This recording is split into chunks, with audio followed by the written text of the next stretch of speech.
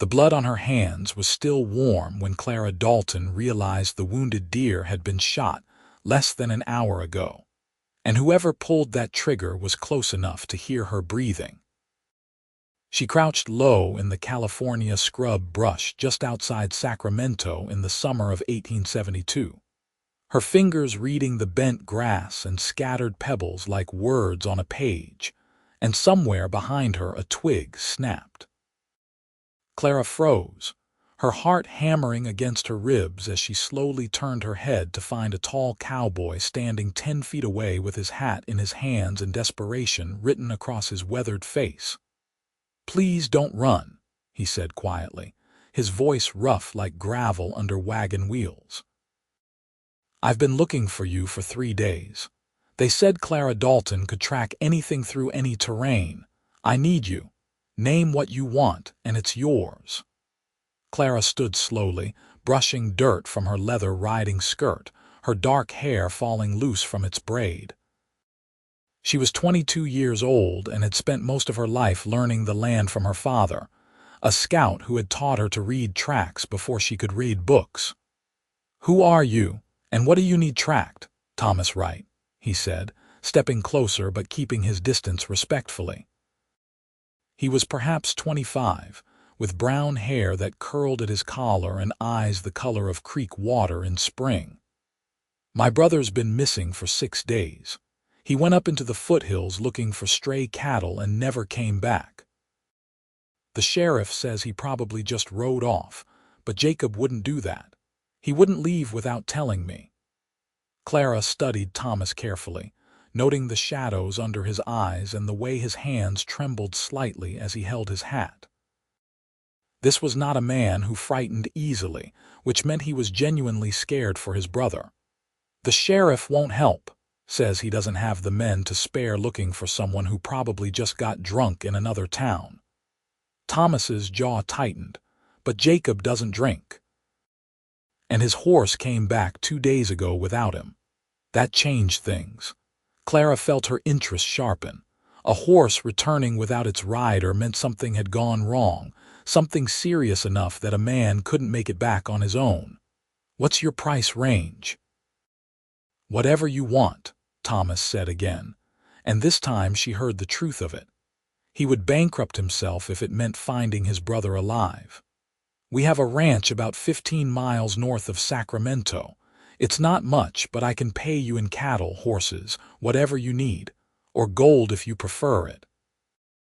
"I have some saved." Clara thought about her own situation.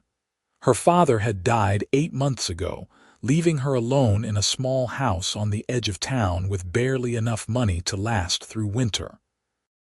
She took tracking jobs when she could find them, but most men didn't want to hire a woman for what they considered man's work. She needed this job as much as Thomas needed her skills. $50, she said.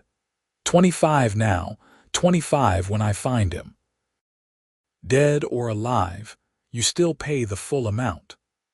Thomas didn't even hesitate. He reached into his vest pocket and pulled out a small leather pouch, counting out $25 in gold coins into her palm. His fingers brushed hers during the exchange, and Clara felt an unexpected jolt of warmth at the contact. She pulled her hand back quickly, pocketing the money. "When can you start?" Thomas asked. "Right now. Take me to your ranch. I need to see where your brother started from and examine that horse." They rode together through the summer heat, the sun beating down on the dry California landscape. Sacramento sat in the valley where the two rivers met, and the land around it rolled in gentle hills covered in oak trees and golden grass.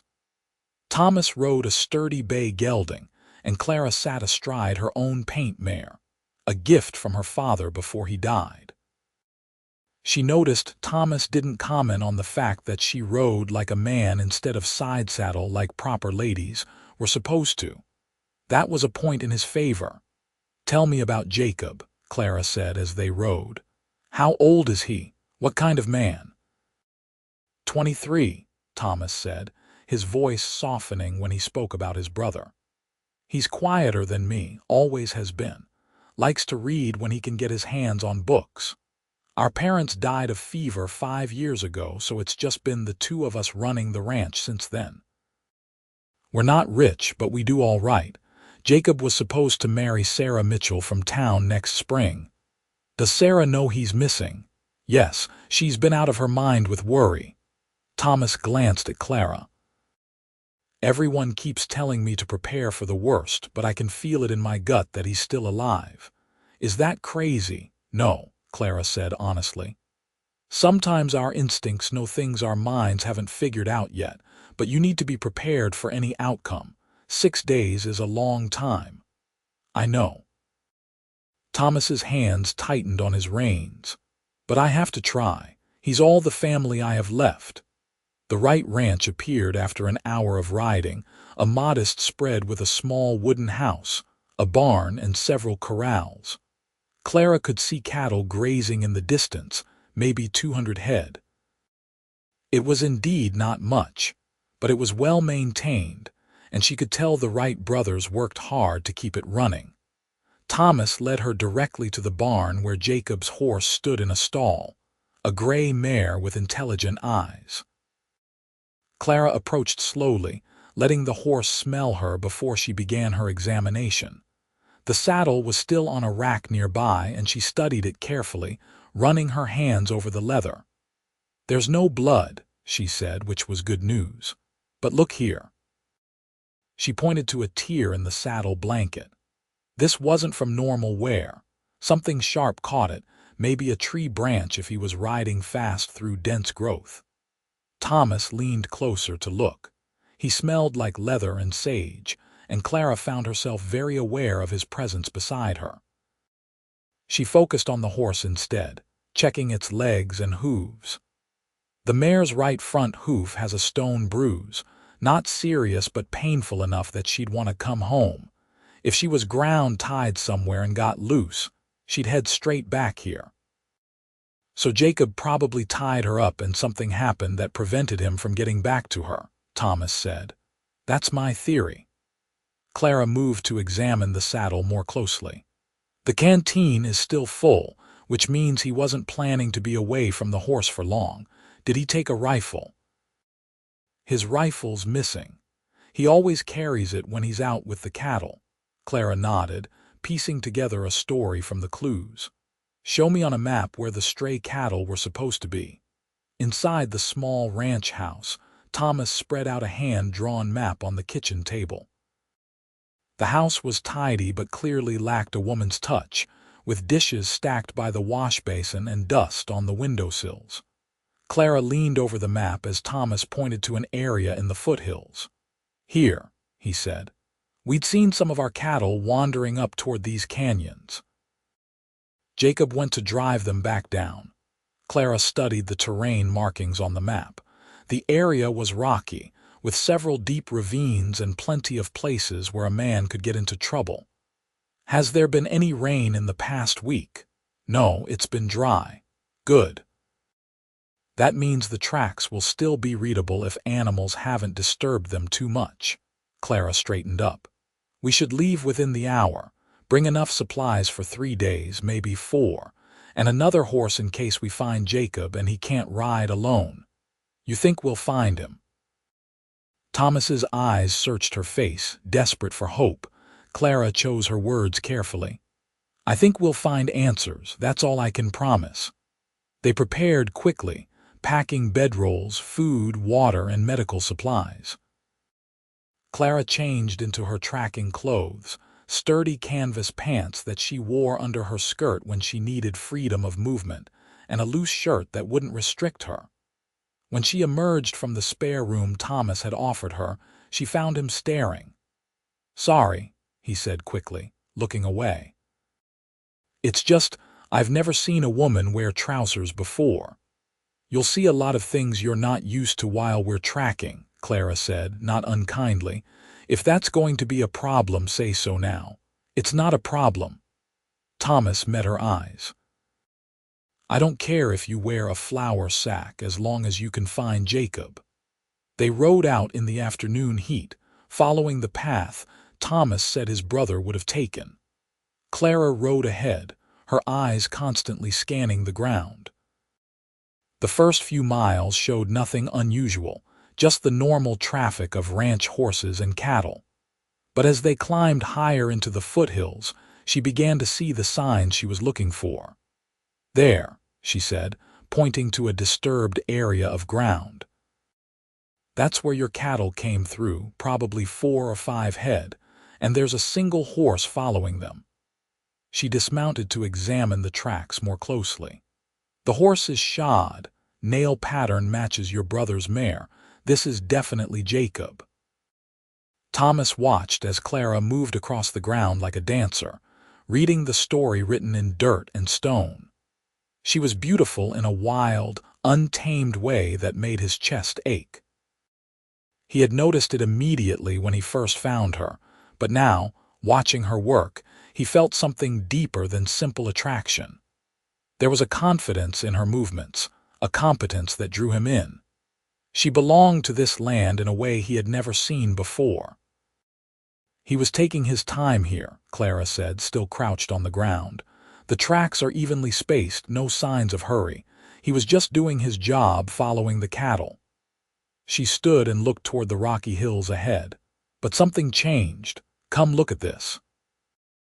Thomas joined her, and she showed him where the tracks suddenly became chaotic. "The cattle scattered here, see? They ran in different directions, and Jacob's horse bolted toward that ravine.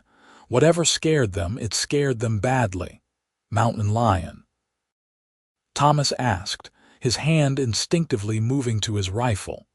"Maybe. Or a bear. Let's follow the horse tracks." They rode carefully through increasingly rough terrain, with Clara frequently dismounting to check the trail. The sun was starting to sink toward the horizon when she found something that made her heart sink. "Thomas," she called softly. He was beside her in seconds, looking down at what she had found. It was Jacob's hat, caught in a manzanita bush at the edge of a steep ravine. Thomas picked it up with shaking hands, staring at it as if it might speak to him. "The horse came through here fast," Clara said gently. "Fast enough that the branches could knock a hat off. Look at the edge of the ravine." She pointed to where the dirt was disturbed, showing where the horse had nearly lost its footing. "The mare stopped here, probably because the drop was too dangerous, but I don't see any signs that Jacob fell." "Then where is he?" Thomas's voice was raw with emotion. Clara continued searching, moving along the ravine's edge. It was getting darker, and she knew they would have to make camp soon, but something kept pulling her forward. Then she saw it, a boot print on the other side of the ravine where the gap narrowed enough that a desperate man might jump it. "Thomas," she said, "I think your brother jumped the ravine on foot. What? That's at least 8 feet across, I know, but look." She showed him the boot print, then another one a few feet away. He made it across, and he was moving fast, heading toward those rocks. "Why would he leave his horse?" "I don't know yet, but we're losing light. We need to make camp and continue at first light." They found a sheltered spot among some boulders and made a small fire. Clara prepared a simple meal of beans and salt pork while Thomas tended the horses. When they sat down to eat, the night had fallen completely, and stars spread across the sky like scattered diamonds. "How did you learn to track like that?" Thomas asked, breaking the silence. "My father," Clara said, staring into the fire. "He was a scout for the army when he was younger, then worked as a guide for wagon trains and hunting parties. He started teaching me when I was 5 years old. My mother died giving birth to me, so it was always just the 2 of us. I'm sorry about your mother and your father." "Thank you." Clara glanced at him. "He died last winter, pneumonia. It took him fast. That must have been hard, being alone." "I'm used to being alone," Clara said, but there was a loneliness in her voice that betrayed her words. "What about you? What's it like running a ranch with your brother?" Thomas smiled slightly. "It's hard work, but good work. Jacob's better with the books and planning. I'm better with the physical labor. We make a good team." His smile faded. I can't imagine running the place without him." "You won't have to," Clara said firmly. "We're going to find him." "You sound so certain." "I am certain. He left tracks, which means he was alive and moving. We'll follow them until we find him." They fell silent, but it was a comfortable silence. Clara found herself stealing glances at Thomas across the fire. He was handsome in a rugged way, with strong hands and a solid build that came from years of ranch work. But it was more than his appearance that drew her. There was a kindness in him, a gentleness that belied his strength. The way he spoke about his brother, the devotion in his voice, it touched something in Clara's heart that had been locked away since her father died. "You should get some sleep," she said finally. "I'll take first watch." "Watch for what?" "Whatever scared those cattle. It might still be out here." Thomas wanted to argue, but he could see the determination in her eyes. "Wake me in a few hours. You need sleep too." Clara nodded, and Thomas rolled out his bedroll on the other side of the fire. She watched him settle in, then turned her attention to the darkness beyond their small circle of firelight. The night was full of sounds: the chirp of crickets, the distant howl of a coyote, the rustle of small animals moving through brush. But Clara listened for anything unusual, anything that might signal danger. Several hours later she woke Thomas as promised. He sat up immediately, alert despite having been asleep moments before. "Anything?" "All quiet," Clara said. "But I want to start moving again as soon as there's enough light to see tracks. You should sleep. I'll wake you before dawn." Clara lay down on her bedroll, which Thomas had placed near the fire's warmth. She could feel his presence nearby, keeping watch over her, and it was strangely comforting. She fell asleep more easily than she had in months. True to his word, Thomas woke her when the sky was just beginning to lighten. They ate a quick breakfast of hardtack and coffee, then broke camp and continued following Jacob's trail. In the growing light, Clara found more signs: broken branches, disturbed rocks, a piece of torn fabric caught on a thorny bush. "He was definitely running from something," she said, examining the fabric. "But I still don't see any blood, which is good news." They followed the trail for another 2 hours, climbing higher into the hills. The terrain became increasingly treacherous, with loose rocks and steep drops. Thomas's respect for Clara grew with every passing moment as he watched her navigate the difficult ground, never losing the trail even when it seemed to disappear completely. Then Clara stopped suddenly, holding up her hand for silence. Thomas froze, listening. At first he heard nothing, but then it came, a faint sound like someone calling out. "That's Jacob," Thomas said, his voice breaking with relief. "That's my brother. Wait." Clara grabbed his arm as he started to rush forward. "Listen to what he's saying." They both fell silent, straining to hear. The voice came again, hoarse and weak, but Clara could make out the words. "Stay back. Don't come closer." "Why is he telling us to stay away?" Thomas asked, confused. Clara's eyes scanned the area carefully. They were near another ravine, this one with steeper sides and loose rocks along the edge. "He's warning us about something. Let me go first." She moved forward cautiously, testing each step before putting her weight down. Thomas followed close behind, trusting her instincts. They rounded a large boulder, and suddenly Clara saw him. Jacob Wright was trapped on a narrow ledge about 15 feet down in the ravine, and he was not alone.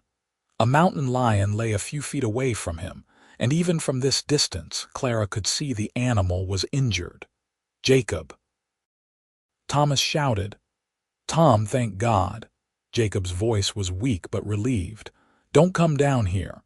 The cat's hurt, but she's still dangerous. I've been trying to keep her calm, but if she feels threatened, she'll attack." Clara assessed the situation quickly. The ledge was wide enough for Jacob and the mountain lion, but barely. Jacob looked exhausted, his face sunburned and his lips cracked. He must have been rationing his water carefully to survive 6 days. "What happened?" Clara called down. "Who are you?" Jacob asked. "Clara Dalton." "Your brother hired me to find you. Now tell me what happened." "A bear came at the cattle," Jacob explained.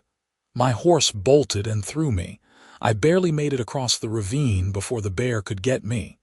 I ran up into these rocks and found this cat. She'd been caught in a hunter's trap, managed to drag herself away, but she's got a badly infected leg. She couldn't get out of the ravine and I couldn't get past her. We've been stuck here together ever since." Clara looked at Thomas. "We need to get him out, but we have to deal with the mountain lion first." "Can't we just shoot it?" Thomas asked. "No," Jacob called up. "She's suffering, but she's not vicious. She's just a mother trying to survive. There are cubs somewhere, I've heard them. If we kill her, they'll die too." Clara felt a surge of respect for Jacob Wright. Not many men would show compassion for a dangerous predator, especially after being trapped by it for 6 days. She studied the ravine, formulating a plan. "I'm going down there," she said. "That's insane," Thomas protested. "That cat could kill you." "She could, but she won't if I'm careful." Clara was already unpacking rope from her saddle. "Jacob's right. She's injured and probably terrified. If I can get close enough to treat her wound, she might calm down enough for us to get Jacob out." "You can't know that." Clara met Thomas's eyes. "Do you trust me?" The question hung between them. Thomas realized he did trust her, completely and without reservation. He had known her less than 24 hours, but something in his soul recognized something in hers. "Yes," he said. "I trust you." "Then hold this rope and lower me down slowly." Clara tied the rope around her waist and handed the other end to Thomas. She also took a canteen of water, some clean cloth, and a small tin of salve she carried for treating wounds. Then, moving with careful deliberation, she began to descend into the ravine. The mountain lion watched her approach, its eyes golden and wary. Clara kept her movements slow and non-threatening, talking in a low, soothing voice. "Easy there, beautiful. I'm not going to hurt you. I just want to help." Jacob pressed himself against the rock wall, giving Clara as much space as possible. "Her front right leg," he whispered. "That's where the infection is." Clara could see it now, the angry red swelling around a deep wound where the trap had bitten into the cat's leg. The animal was weak from days of pain and hunger, which made her both less and more dangerous. Less because she did not have the strength to fight for long, more because desperation could make her attack without warning. "You're a brave creature," Clara murmured, inching closer. "You've been fighting so hard to stay alive, to get back to your babies. I know you're scared." The mountain lion made a low sound, not quite a growl but a vocalization that seemed almost like communication. Clara took another step closer, now within the cat's striking range. She could hear Thomas calling down anxiously, but she blocked him out, focusing entirely on the animal before her. "I'm going to touch you now," Clara said softly. "I'm going to make it better." She reached out with the water-dampened cloth and gently touched the wound. The mountain lion tensed, but did not strike. Encouraged, Clara began to carefully clean the infected area. The cat's muscles trembled beneath Clara's hands, but she allowed the treatment, as if she understood that this human was trying to help. Jacob watched in amazement as Clara worked, cleaning and then applying salve to the wound. It took nearly half an hour, but when she was done, the mountain lion actually seemed calmer, the pain in its eyes lessening slightly. "There," Clara said, still speaking in that soothing tone. "That should help, but you need to rest and let it heal." She looked up at the ravine walls, spotting a gentler slope about 50 yards away. "If we can get you over there, you can climb out and get back to your cubs." "How are we going to move a mountain lion?" Jacob asked, very carefully. Clara looked up at Thomas. "I need you to throw down some of that salt pork we have, and more rope." Thomas complied, though Clara could see the worry etched on his face. She used the meat to coax the mountain lion to move, tossing pieces toward the gentler slope. Hungry and feeling slightly better after the wound treatment, the cat followed the food. It was a slow process, with Clara, Jacob, and Thomas all holding their breath, but eventually the mountain lion reached the slope and began to climb. It was difficult with her injured leg, but the cat was determined, and within minutes she had disappeared over the edge of the ravine. "Thank God," Jacob breathed. "Now can we please get out of here?" Clara turned her attention to helping Jacob. He was dehydrated and weak but otherwise uninjured. Using the rope, Thomas hauled him up while Clara climbed beside him, supporting him when he stumbled. When they finally reached the top, Thomas pulled his brother into a fierce embrace. "You idiot," Thomas said, his voice thick with emotion. "I thought I'd lost you." "Sorry, Tom," Jacob said, his own voice breaking. "I didn't mean to scare you." Clara gave them a moment, turning away to gather the rope and supplies. When she looked back, both brothers were watching her with expressions of profound gratitude. "Miss Dalton," Jacob said, "I don't know how to thank you. You saved my life." "Just doing my job," Clara said, but she felt warmth spread through her chest at their gratitude. "We should get you back to the ranch. You need proper food and water." "And Sarah," Thomas added, "she's been beside herself." Jacob nodded wearily. "How long have I been gone?" 6 days. "It felt like longer," Jacob said quietly. They made their way back down the mountain slowly, with Jacob riding Thomas's horse while Thomas walked alongside Clara. The afternoon sun beat down on them, but Clara found she did not mind. She was acutely aware of Thomas beside her, the way he kept glancing at her with an expression she could not quite read. "That was the bravest thing I've ever seen," Thomas said finally. "Going down to that mountain lion like that. It needed to be done," Clara said simply. "Most people would have just shot it. Most people don't understand that fear and pain make animals act in ways they normally wouldn't. That cat wasn't evil. She was hurt and scared and protecting her young. I respect that." Thomas stopped walking, causing Clara to turn back to look at him. "You're remarkable," he said, his eyes intense on hers. "I've never met anyone like you." Clara felt her heart skip in her chest. "You barely know me." "I know enough," Thomas said. "I know you're brave and skilled and compassionate. I know you risked your life for my brother without hesitation. I know that watching you work these past 2 days has made me feel something I've never felt before." "Thomas," Clara started, but she did not know what to say. Part of her wanted to run, to protect the heart she had kept guarded for so long. But another part, a larger part, wanted to step closer to this man who looked at her like she was something precious. "I'm not good with words," Thomas continued. "But I want you to know that when this is over, when Jacob is safe at home, I want to see you again. I want to know everything about you.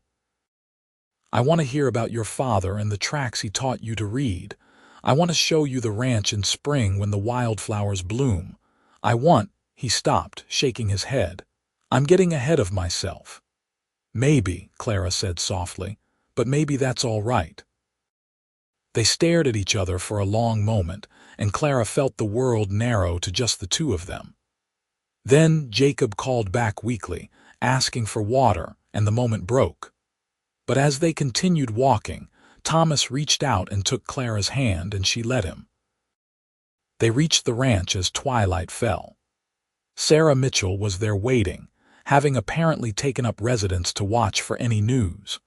When she saw Jacob, she ran to him with a cry of relief, throwing her arms around him even as he slid exhaustedly from the horse. Clara watched them embrace and felt a pang of longing so sharp it took her breath away. Thomas seemed to sense her emotion. He squeezed her hand gently. "Come inside. Stay the night at least. You must be exhausted." Clara wanted to refuse, to maintain her independence and ride back to her empty house in town. But she was exhausted, And more than that, she was not ready to leave Thomas yet. So she nodded and let him lead her inside. Sarah insisted on caring for Jacob, shooing the men away so she could tend to his wounds and dehydration properly. This left Clara and Thomas alone in the main room of the house. Clara sat at the kitchen table while Thomas made coffee, the domestic act somehow intimate in the quiet house. "Here," Thomas said, setting a cup in front of her. He sat down across from her, his own cup cradled in his hands. "Clara, I meant what I said earlier. I want to see you again." "I live in Sacramento," Clara said. "That's not far, I know. But I also know you're the kind of woman who values her freedom. I don't want to trap you or make you feel obligated." Thomas paused, searching for the right words. "I just want a chance to court you properly, to show you what kind of man I am." Clara looked at him, really looked at him. She saw the honesty in his eyes, the hope and vulnerability he was brave enough to show her. She thought about how empty her life had felt since her father died, how she had been merely surviving rather than living. And she thought about how alive she had felt these past 2 days, tracking through the wilderness with this man beside her. "I'm not easy," she said finally. "I don't behave like other women. I wear trousers and I track animals, and I'm not interested in staying home and baking pies." "I know," Thomas said. "That's why I want to court you. Your neighbors will talk. Let them. And I will not give up my work. If someone needs a tracker, I will take the job. I wouldn't ask you to." Thomas reached across the table and took her hand. "Clara, I'm not trying to change you. I'm asking you to let me be part of your life, exactly as you are." Clara felt tears prick her eyes. No one had ever said anything like that to her before. Her whole life, people had tried to make her more ladylike, more proper, more like what a woman was supposed to be. But Thomas was looking at her wild heart and asking to be let in, not to tame it but to run alongside it. "Yes," she said, her voice barely above a whisper. "Yes, you can court me." Thomas's face broke into a smile so bright it rivaled the sun. He stood and pulled her to her feet, and then he was kissing her, gentle and sweet and full of promise. Clara melted into him, her hands coming up to grip his shoulders as she kissed him back. It felt like coming home, like finding a place she belonged after years of wandering. When they finally broke apart, both breathless, Thomas rested his forehead against hers. "Stay," he said. "Not just tonight, but longer. Get to know us, let us get to know you." "I have a house in town," Clara said weakly, "which will still be there in a few days. Please, Clara, stay." She stayed for 3 days, and they were 3 of the best days of her life. She helped around the ranch, learning the rhythms of Thomas and Jacob's life. She met their neighbors, who were indeed shocked by her trousers and her frank manner, but who warmed to her when they saw how happy she made Thomas. She spent long evenings talking with Thomas on the porch, sharing stories of their lives and their dreams. Jacob recovered quickly under Sarah's devoted care, and Clara liked both of them immensely. Jacob was indeed quieter than Thomas, but with a sharp wit and intelligence that showed in his eyes. Sarah was a practical, warm-hearted young woman who did not seem at all bothered by Clara's unconventional ways. "I think it's wonderful," Sarah said on the 3rd evening, as she and Clara prepared dinner together. "You're not like other women, and that's refreshing. Thomas needs someone strong, someone who understands the land like he does." "He seems to understand me," Clara said, surprising herself with the admission. "I didn't think anyone would." "That's because you haven't let anyone try," Sarah said gently. "I can see it in you, Clara. You've been alone so long you forgot what it feels like to be part of something. But you could have that here. A family. A home." Clara looked out the window to where Thomas and Jacob were mending a fence, their heads bent together in easy brotherhood. The longing that rose in her was so powerful it was almost painful. Yes, she wanted this. She wanted it more than she had ever wanted anything. That night, as Clara and Thomas sat together under the stars, she told him about her fears. "I've been alone so long," she said. "I don't know if I remember how to be with someone." "Then we'll figure it out together," Thomas said, his arm around her shoulders. "Clara, I'm not asking for perfection, I'm just asking for you. What if I fail? What if I'm not good at this? Then we fail together and try again." Thomas tilted her chin up so she was looking at him. "I'm falling in love with you. I know it's fast. I know we barely know each other, but I can feel it happening and I don't want to stop it." "Do you?" Clara's breath caught. She thought about protecting herself, about maintaining distance, about all the walls she had built around her heart. And then she thought about what it would feel like to let them down, to be brave enough to love this man who saw her so clearly. "No," she whispered. "I don't want to stop it."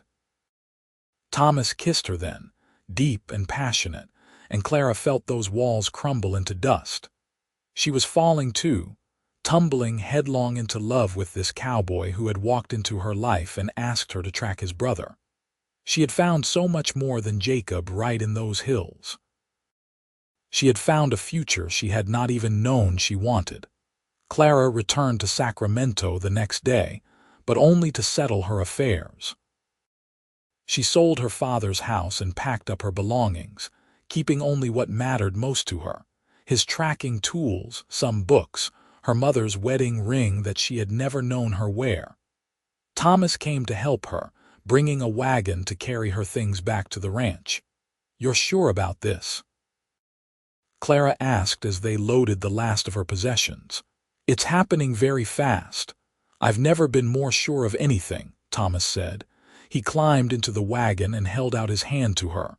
"Come home with me, Clara." She took his hand and let him pull her up beside him. Home. The word resonated in her chest like a bell. She was going home. Life at the ranch was different from anything Clara had experienced. She continued to take tracking jobs, and Thomas never objected. In fact, he often rode with her when Jacob could spare him, learning her skills and supporting her work. Word spread that Clara Dalton was not only the best tracker in the region, but also that she had saved Jacob right from a mountain lion with nothing but courage and compassion. Job offers came regularly, and Clara found herself busier than ever. But she also found herself learning to be part of a family again. Sarah and Jacob married in October, a simple ceremony at the small church in Sacramento. Clara stood beside Sarah as her attendant, wearing a dress for the occasion, though she changed back into her comfortable clothes as soon as the dancing started. That made everyone laugh, including Thomas, who swept her into his arms and whirled her around the floor regardless of what she was wearing. "Marry me," Thomas said suddenly in the middle of the dance. "I know we haven't been courting long, but I don't want to wait. Marry me, Clara." Clara stumbled, and Thomas caught her easily. "What? Marry me?" he said again, stopping in the middle of the floor. Everyone was watching now, but Thomas only had eyes for her. "I love you. I want to spend my life with you.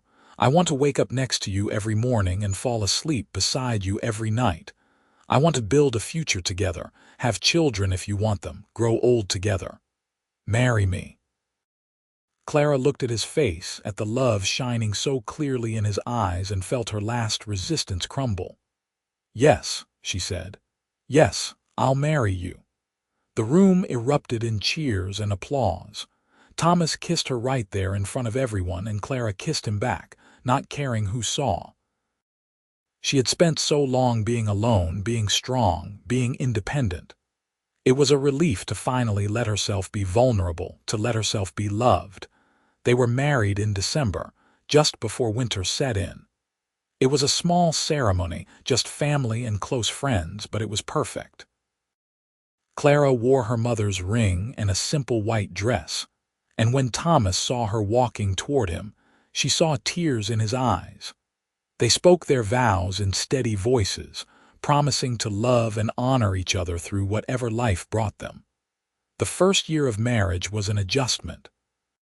Clara had to learn to share her space and her life, to communicate her needs, to let Thomas help her when she was used to doing everything alone. Thomas had to learn that Clara needed her independence, that she would never be content to just keep house, that her work was as important to her as the ranch was to him. But they worked through their differences with patience and love, and their bond grew stronger with every challenge they faced together. Sarah gave birth to a baby girl in the spring, and Clara was there to help with the delivery. Holding that tiny new life in her arms, she felt something shift inside her. She had never thought much about having children, but now she found herself wanting it, wanting to create a family with Thomas. "I think I want a baby," she told Thomas that night as they lay in bed together. Thomas pulled her closer, kissing the top of her head. "I would love nothing more than to have children with you." "I'm scared," Clara admitted. "My mother died giving birth to me. What if—" "Don't think like that," Thomas said firmly. "You're strong, Clara, stronger than anyone I know. And I'll be right there with you, every step of the way." Clara became pregnant that summer, and the next 9 months were a journey unlike any tracking expedition she had ever undertaken. Her body changed and grew, and Thomas treated her like she was made of glass, which both annoyed and touched her. She continued to work, though she limited herself to easier jobs, and she spent her time preparing the house for the baby's arrival. Jacob and Sarah were excited to welcome another Wright into the family, and the two couples grew even closer as they navigated parenthood together. Sarah gave Clara advice and support, helping her prepare for what was to come. And when Clara's time came in late spring of 1874, Sarah was there alongside Thomas, holding her hand and encouraging her through the long hours of labor. The baby was a boy, healthy and strong, with a lusty cry that filled the house. Thomas wept openly as he held his son for the first time, and Clara felt her heart expand with a love so vast it seemed to fill the entire world. "What should we name him?" Thomas asked, his voice thick with emotion. "Samuel," Clara said, thinking of her father. "Samuel Wright." "It's perfect," Thomas said. "He's perfect. You're perfect." Clara laughed weakly, exhausted but happier than she had ever been. She had tracked many things in her life, animals and people and lost souls, but she had never expected to track down this kind of happiness, this kind of love. And yet here it was, cradled in her arms and reflected in her husband's eyes. Life settled into a new rhythm after Samuel's birth. Clara took fewer tracking jobs, focusing instead on her son and the ranch. But she still worked, still used the skills her father had taught her. Thomas supported her completely, often caring for Samuel so Clara could take a job when something interesting came along. He never made her feel guilty for wanting to work, never suggested she should stay home like other women. He loved her exactly as she was. They built a good life together at the ranch. Jacob and Sarah's family grew with the addition of 2 more children, and the ranch prospered under the 4 adults' combined efforts. Clara taught Samuel to read tracks as soon as he was old enough to walk, just as her father had taught her.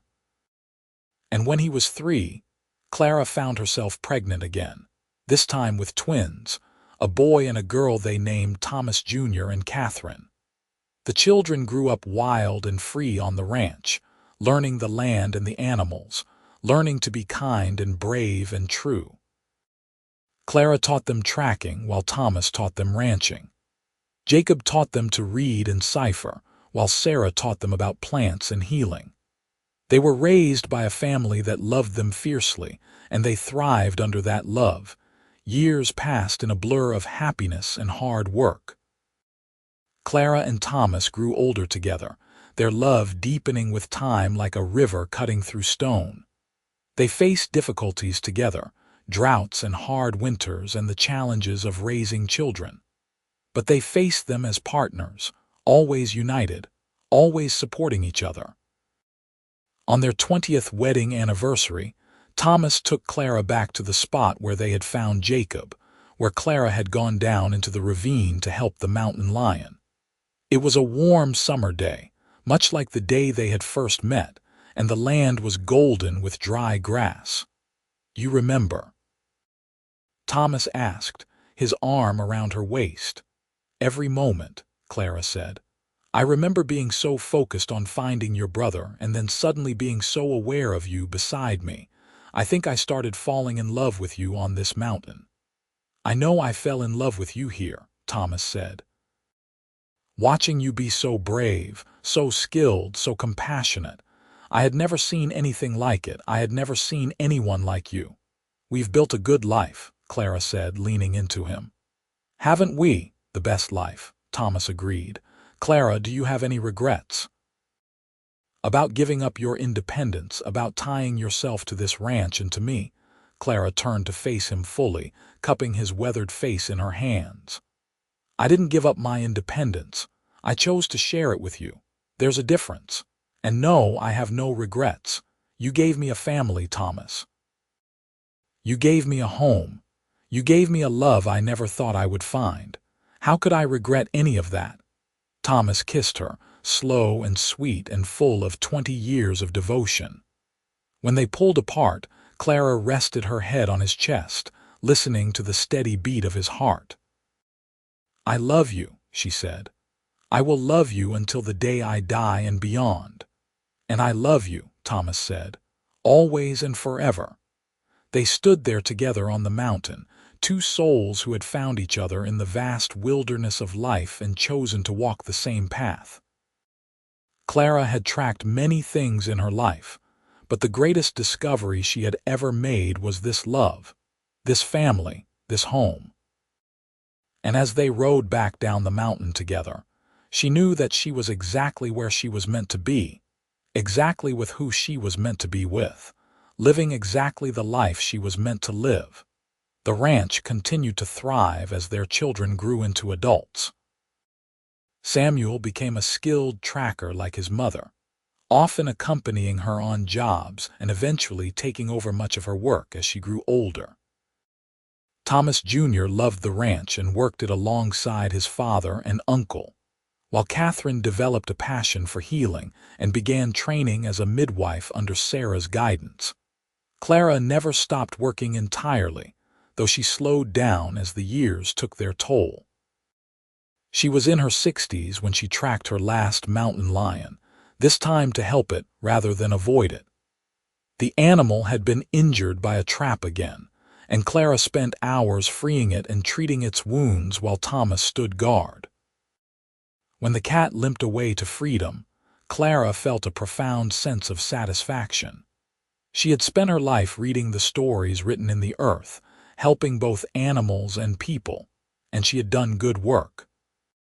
Jacob and Sarah lived to see their grandchildren born on the ranch, and the property expanded to accommodate the growing family. It became known throughout the region as a place of kindness and hospitality, where anyone could find help regardless of who they were or where they came from. Much of that reputation came from Clara herself, who never turned away anyone in need of her tracking skills or simply in need of compassion.